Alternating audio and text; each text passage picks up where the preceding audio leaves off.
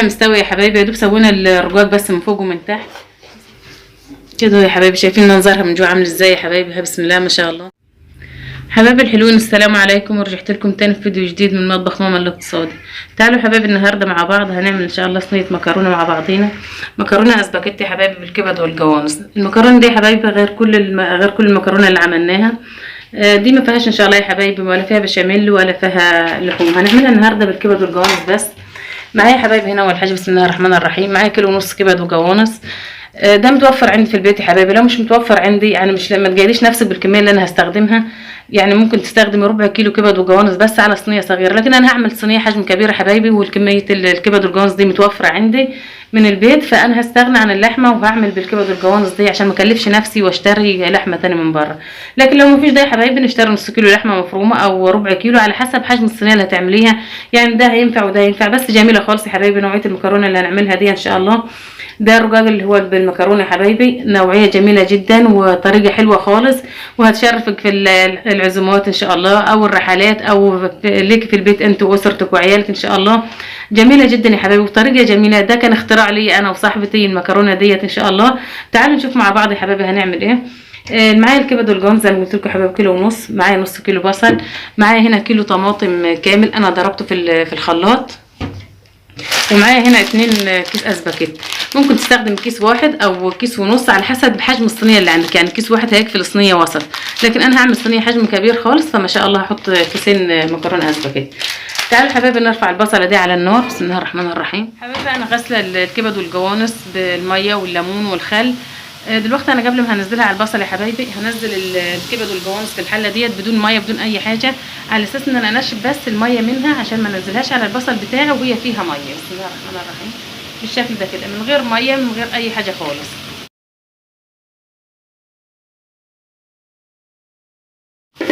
هرفعها يا حبايبي على النار بس لغايه ما تنزل ميتها وتتنشف خالص منها، وبعدين هقطعها وهرميها على الكبد والجوانص تتشرب في بعضيها. وهنسلق المكرونه يا حبايبي ديت ان شاء الله. هكسر المكرونه حتت صغيره وهنسلقها مع بعض ونشوف هنمشي مع بعض خطوه بخطوه نشوف هنعمل ايه. حبايبي انا رفعت البصل على النار اهي، جفت ميتها وابتدت تغير لونها، وهنا كمان الكبد والجوانص يا حبايبي جفت ميتها خالص اهي ما شاء الله. دلوقتي هبدا يا حبايبي احطها على البلانشه كده واقطعها قطع صغيره عشان تبقى زيها زي اللحمه المفرومه. بسم الله الرحمن الرحيم. هي سخنه طبعا خلي بالكم من ايديكم. بسم الله. علشان بعد ما اقطعها كده يا حبايبي هنزل بيها على البصله قطع صغيره كده يا حبايبي كده اهو. بسم الله. صدقوني يا حبايبي نوعيه المكرونه بالرقاق ديت ما شاء الله جميله جدا وهتشرفكم على السفره خالص والله، وكل اللي هيدوقها عندك هيحبها ويقول لك انت عامله دي ازاي. انا نفس النظام يا حبايبي، كل اللي ضاق المكرونه دي عندي بيسالني انت عامله المكرونه دي ازاي. جميله جدا والله. بسم الله.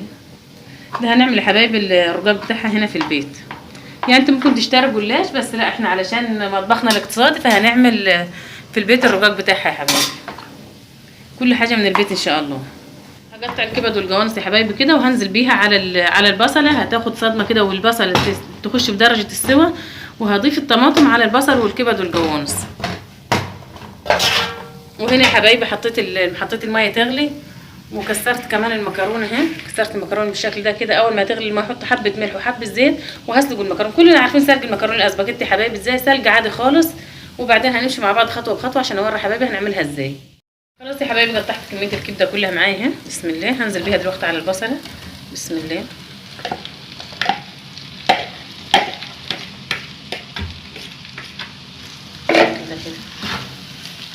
هقلب فيها شويه لغايه ما البصله تحمر خالص معايا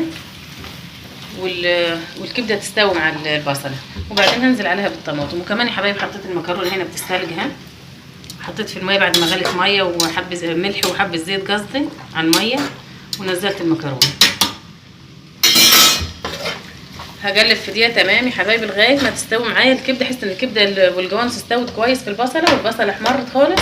هنزل عليها بصلصه الطماطم بتاعتها اللي احنا عاملينها بالخلاط.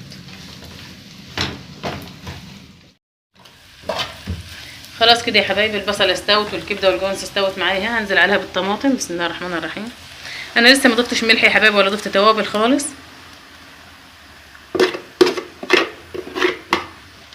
بسم الله الرحمن الرحيم. هسيب الطماطم تتسبك تمام التمام، تبقى تسبيكه عاديه خالص، والطماطم تحمر معاك ويبقى لونها حلو. وبعدين هنزل فوقها بالمكرونه برضه. دلوقتي انا هضيف الملح يا حبايبي واضيف التوابل. معلقه ملح كبيره اهي، بسم الله. كزبره مطحونه معلقه كبيره برضه.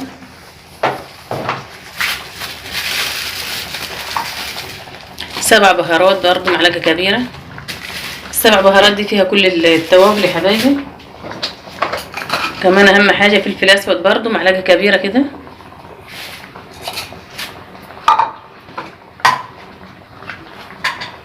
وكمون نص معلقه كمون كده.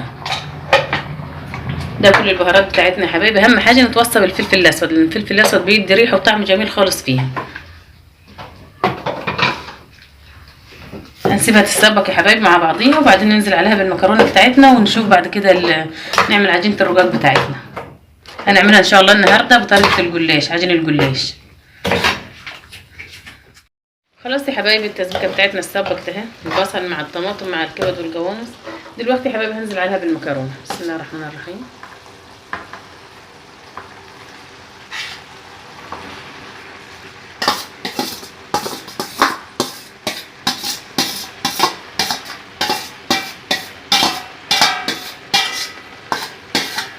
طبعا يا حبايبي ضايفين التوابل وضايفين الملح وضايفين كل حاجه. خلاص في الخطوه دي مش هنضيف غير المكرونه، هنخليها دقيقتين بس تتشرب كده مع الصلصه دي والتسبيكه بتاعتنا، وهننزلها ونمشي الخطوه الثانيه ان شاء الله مع بعض. نعمل الرقاق يا حبايبي اللي هنحشي بيه المكرونه. هقلب تقليب جيد كده كويس كده عشان الحاجه بتاعتنا تتشرب كلها من بعضيها. خلاص يا حبايبي كده بالشكل ده كده اهو. بسم الله ما شاء الله، ريحتها جنان قبل ما ننزلها في الرقاق. والله ريحتها بسم الله ما شاء الله. بالهنا والشفا يا حبايبي. اتمنى ان كل اللي يشوفها يجربها والله يا حبايبي، وهتعجبكم خالص خالص والله. خلاص كده يا حبايبي، تعالوا نعمل ايه، هطفي النار عليها كده. خلاص تمام، تعالوا نعمل الرقاق مع بعضنا بتاعها. يلا بنعمل العجينه بتاعت الرقاق بتاعتنا دي يا حبايبي. كوبايه نشا، النشا بتاع الحلويات بتاعنا، علشان الرقاق بتاعنا يبقى زي الجلاش بالظبط. بسم الله الرحمن الرحيم. 3 كوبايات دقيق ابيض، اللي هو الدقيق العادي جميع كل الاغراض. دول هعملهم ان شاء الله يا حبايبي 12 قطعه رقاق عادي، اللي هو الرقيق خالص بتاعنا ده اللي احنا بننشفه وندخله الفرن، بس كل ما فيها ضايفين له نشا بس. معلقه ملح ابيض كده كده اهو، بسم الله. وميه بيضه من الحنفيه خالص، مفيش اي اضافات تانية. يبقى 1 نشا 3 دقيق معلقه ملح، الميه بيضه، ميه من الحنفيه عاديه خالص. بسم الله الرحمن الرحيم. هبدا اعجنها يا حبايبي كده.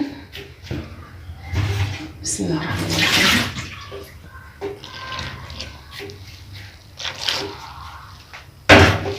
عجينه عاديه يا حبايبي خالص. هعملها كور صغيره كده قد البرتقانه الصغيره.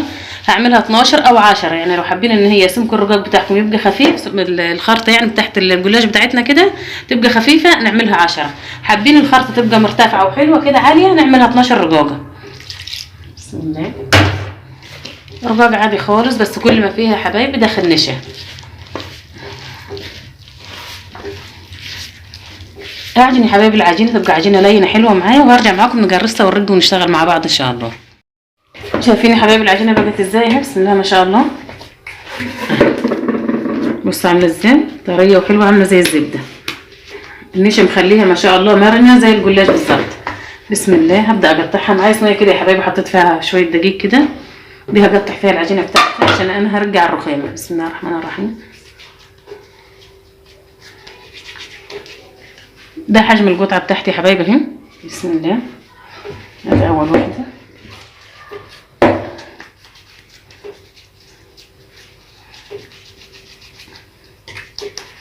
كده. التانية هجرس يا حبايبي باقي العجين كده، هقطعه بالشكل ده كده، وهرجع معاكم تاني نرج مع بعض. قطعت العجينه بتاعت 12 قطعه هم زي ما قلت لكم اهي.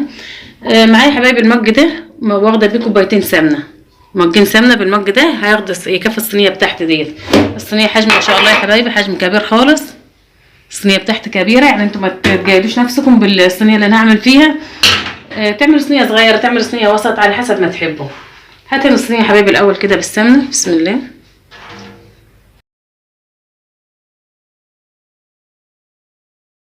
بعدين هبدا ارج حبايبي بالواحده كده، وافرد في الصينيه ديت لغايه ما ارج 6، واروح جاسمه حاطه الخلطه فيها. بعد ما تكسر معايا العجينه 6 فوق و6 تحت، اول 6 هحط فوقيهم الخلطه، وهبدا ارج ال6 التانيين وهضيفهم فوق منهم، وهنمشي مع بعض يا حبايبي خطوه بخطوه ونشوف هنعمل ايه. لو يا حبايبي حابين تبدلوا السمنه دي، السمنه بتاعت دي سمنه بلدي انا جاتحاها، لو حابين تبدلوها بزيت على سمنه، يعني كوبايه سمنه على كوبايه زيت، مفيش مشاكل. حابين يا حبايبي تحطوا زيت بس يا ريت يكون زيت ذره نظيف عشان ريحته تبقى حلوه في الرقاق بتاعنا. حطوا زيت بس، مفيش اي مشكله. سمنه بس زي ما انا عامله كده برده حلو خالص. انا معايا النشابه الكبيره يا حبايبي دي، هرج بيها عشان انا الرقاق بتاعي حجم كبير. الرقاق بتاعكم طبعا لو مش هتعملوا الصينيه الكبيره ديت فهتعملوا حجم صغير، القطعه هتصغر عن كده شويه، دي تتقسم نصين. والنشابه العاديه اللي احنا بنعمل بها اي فطاير، اي حاجه اللي هي الصغيره ديت هترجوا بيها برضه. بسم الله الرحمن الرحيم. لو هترجع على طبليه وانت قاعده مفيش اي مشكله، بس انا برجع على الرخامه كده عشان التصوير بس، عشان اوريكم عشان الكاميرا تجيب التصوير كويس يعني معايا.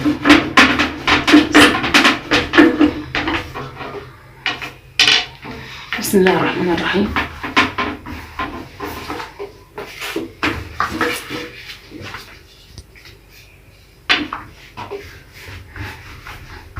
هرج الرقاقه كده يا حبايبي لغايه ما املى بيها الصينيه بتاعتي. كده انا رجيت الرقاقه، هفرد في الصينيه. تعالوا نفرد في الصينيه ما شاء الله. بسم الله.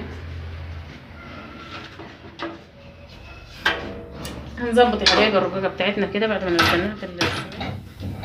هنظبط يا حبايبي الرقاقه كويس كده في الصينيه لغايه ما املى بها مساحه الصينيه كلها كده. بسم الله الرحمن الرحيم. هبدا يا حبايبي كده بالفرشه كده بالسمنه، بسم الله. كل واحده همشي بيها نفس النظام يا حبايبي كده لغايه ما اخلص ال6 رقاقات معاكم كده.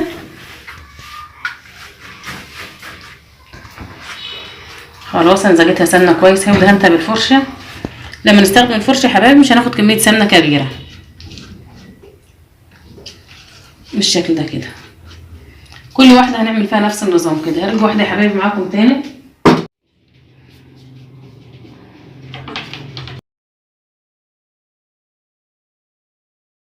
معلش يا حبايبي الرخامه ضيقه فمش واخده راحتي عليها.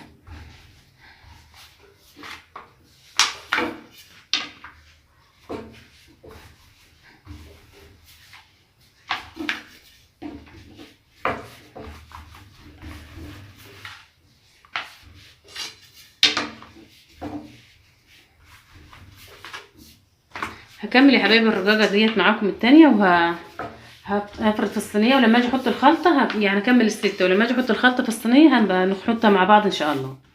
كده حطيت 6، حطيت 5 الاول يا حبايبي ودهنت بالسمنه زي ما شفتوا.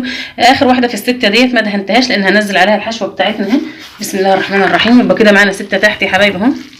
بسم الله. شايفين شكلها عامل ازاي يا حبايبي؟ افردها كده بالراحه كده اهو. بسم الله الرحمن الرحيم.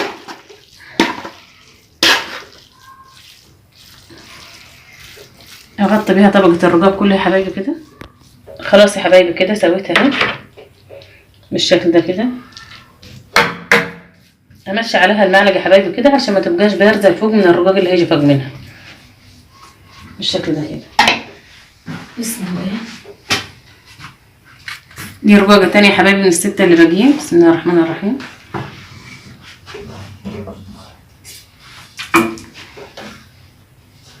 ابدا انزلها كده واظبطها كويس. هدخل يا حبايبي الجوانب هنا، جانب الرقاقه ده هدخله كده، وكل رقاقه جايه برضه هبطن بيها المكرونه كده من الجنب ده كده كده بالشكل ده كده. هات هنا يا حبايبي ده كده زي ما عملت في ال6 الاولانيين، برضه نفس النظام كده يا حبايبي. هبدا اتنها بالسمنه كده كلها باقي معايا كده 5 قطعات يا حبايبي، هرجهم وهرصهم بالشكل ده كده ونيجي نقطعها وندخلها الفرن مع بعض عشان ما اطولش عليكم وقت الفيديو. بس كده انا خلصت كميه الرقاق كلها، ال 12 رقاق اهم، ودهنت اخر طبقه من فوق بالسمنه والزبده حبايبي اللي انا عاملاها معاكم اهي. دلوقتي هبدا اقطعها، ولا هضيف يا حبايبي بيض ولا هضيف جبنه موزاريلا، هي كده جلاش ما شاء الله عليها. هتخش الفرن كده يا حبايبي من غير اي حاجه، على فرن درجه عاليه خالص، درجه حراره 200، اعلى درجه في الفرن. ونلاحظ يا حبايبي ان كل حاجه فيها مستويه، يا دوب هنسوي الرقاق بس، والرقاق زي ما احنا شايفين حاطين له نشا، يعني زي الجلاش، هيبقى هش كده ان شاء الله زي الجلاش بالظبط. ده مش هياخد سوا كتير، بس ندخلها على درجه حراره عاليه. هقطعها يا حبايبي كده وهي عجين، لان ما ينفعش خالص اقطعها بعد السوا كده، هتريحنا خالص، تطلع الخرطه بخرطتها ما شاء الله كده، تطلع حاجه جميله باذن الله. بسم الله ما شاء الله عليها. ده تقطعوا الخرط اللي تحبوها، صغيره كبيره مثلثات زي ما تحبوا. بسم الله الرحمن الرحيم.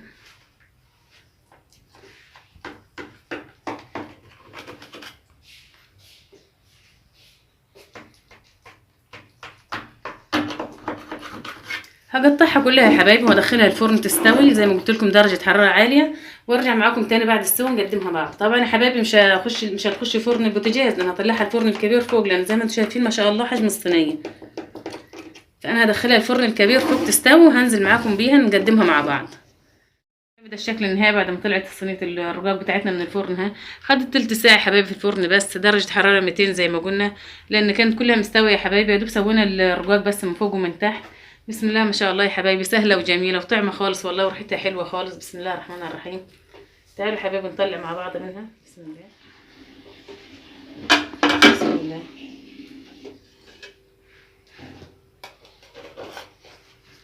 كده يا حبايبي شايفين منظرها من جوه عامل ازاي يا حبايبي. بسم الله ما شاء الله. بس ما تنسوش يا حبايبي تعملوا لايك وشير وتشتركوا في القناه عشان يوصلكم ان شاء الله منه كل جديد.